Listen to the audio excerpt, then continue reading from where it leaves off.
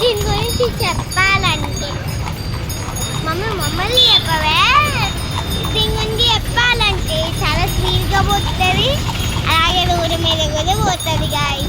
So చూడండి, చాలా active కూడా.